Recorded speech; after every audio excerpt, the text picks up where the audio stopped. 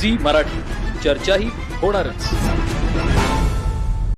श्री बाहुबली विद्यापीठ संचलित एमजी शाह विद्या मंदिर व ज्युनियर कॉलेज बाहुबली इथं बालब्रह्मचारी माणिकचंद भिसेकर गुरुजी यांची 110वी जयंती, लोकमान्य टिळक पुण्यतिथी व लोकशाहीर अण्णाभाऊ साठे यांची जयंती उत्साहात साजरी करण्यात आली।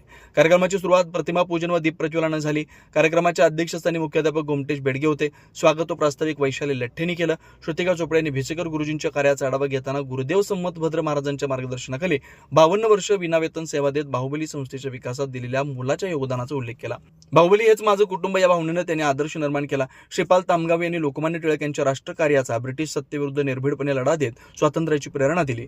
अध्यापिका कविता चौगुले यांनी लोकशाहीर अण्णाभाऊ साठे यांच्या साहित्य संपदा व सामाजिक कार्याचा परिचय करून दिला। डॉक्टर बाबासाहेब आंबेडकरांच्या विचारांनी प्रेरित होऊन त्यांनी साहित्यातून सामाजिक समता आणि स्वाभिमानाचा संदेश दिला।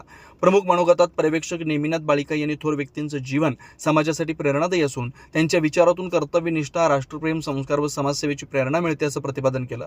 यावेळी उपमुख्याध्यापक अनिल हिंगलजे, तांत्रिक विभाग प्रमुख रवींद्र देसाई, व्यवसाय विभाग प्रमुख अरुण चौगुले, शिक्षक, शिक्षकेतर कर्मचारी, विद्यार्थी मोठ्या संख्येने उपस्थित होते। कुंभोज प्रतिनिधी विनोद शिंगे। संघर्ष त्यांनी त्याच्यावरती मात करून त्यांनी पुढील शिक्षणास सुरुवात केली।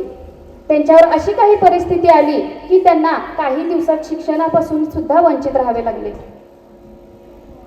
आपण ज्यांना लोकशाहीर, साहित्य रत्न आणि महाराष्ट्राचे मॅगझिन गौरकी म्हणून आपण ओळखले जातो, या अण्णाभाऊ साठे यांचं काहीशा परिस्थितीमुळे आर्थिक परिरत्नांचे खानच यांच्या घरामध्ये नरेंद्र कुमार, जयकुमार, हिरालाल, नेमलाल तसेच माणिकचंद आणि अजित कुमार या सगळ्या भावंडांना राखी बांधणारी सुशीलाबाई अशा या भावंडांनी त्यांचं हे गोकुळ भरलेलं होतं।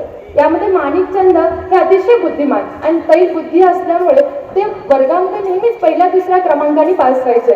तर यामध्ये हिरालाल हे अतिशय हुशार तसेच सत्वशील, म्हणून गुरुदेवांचं पूर्ण नजर ह्या त्या हिरालालांच्यावर होतं आणि गुरुदेवांना मनापासून वाटायचं की या हिरालालने आपलं अख्खं आयुष्य या संस्थेसाठी, या धार्मिक कार्यामध्ये वाहून घ्यावं। म्हणून गुरुदेवांचं पूर्ण लक्ष ते हिरालालवर असताना अकाली हिरालालांचं निधन झालं आणि त्यानंतर गुरुदेवांचं नजर हे माणिकचंदांवर पडलं। माणिकचंदांनी आपलं अख्खं आयुष्य या धर्मकार्यासाठी, या सेवेसाठी वाहून घ्यावं अशी गुरुदेवांची मनोमन इच्छा होती। म्हणूनच तर त्यांनी माणिकचंदांना जवळ बोलावून एके दिवशी बोधामृत दिला।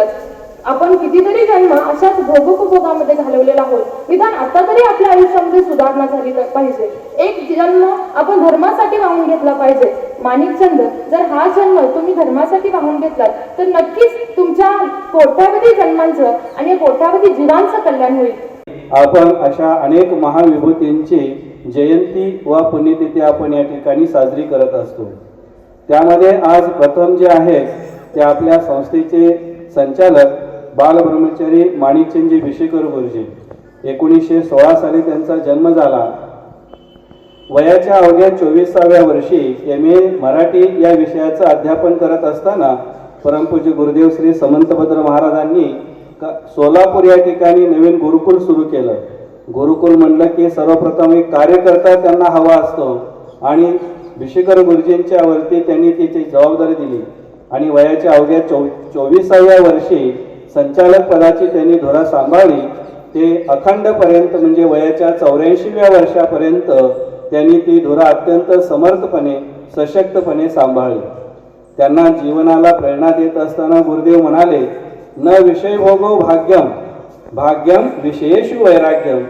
अहो, इंद्रिय विषय भोगणे किंवा कपडे लत्ता, सोना चांदी याच्यामध्ये लोळणं हे खरं भाग्य नसून या विषयांच्या पासून विरक्ती, वैराग्य हेच खरं भाग्य आहे। आणि त्यांच्या या प्रेरणेतूनच त्यांनी एक जन्म धर्मासाठी, समाजासाठी अर्पित केला। देशाला स्वातंत्र्य मिळवून देण्यासाठी पहिली क्रांतिकारक संघटना स्थापन केली। त्याचबरोबर आधुनिक भारताचे जनक किंवा आधुनिक भारताचा निर्माता या नावानं महात्मा गांधीजींनी त्यांचा उल्लेख केला। केसरी हे मराठी वृत्तपत्र आणि मराठा हे इंग्रजी वृत्तपत्र सादर करणारे हे लोकमान्य टिळक ब्रिटिशांच्या अन्यायाविरुद्ध निर्भीडपणे आपला आवाज उठवणारे हे लोकमान्य टिळक आणि लोकमान्य टिळकांनी लोकांच्या मनामध्ये एकीची राष्ट्रप्रेम, एकता, राष्ट्रप्रेम आणि स्वाभिमान जागृत करण्यासाठी त्यांनी सार्वजनिक गणेश उत्सव त्याचबरोबर शिवजयंती हे उत्सव साजरे करण्यास सुरुवात केली आणि त्यामुळेच त्यांना अनेक वेळा तुरुंगवास भोगावा लागला, पण त्यांनी कधीही आपल्या ध्येयापासून माघार घेतली नाही. विद्यार्थ्यांना लोकमान्य टिळकांकडून देशप्रेम, धैर्य, प्रामाणिकपणा, कष्ट आणि शिक्षणाचे महत्त्व शिकले पाहिजे.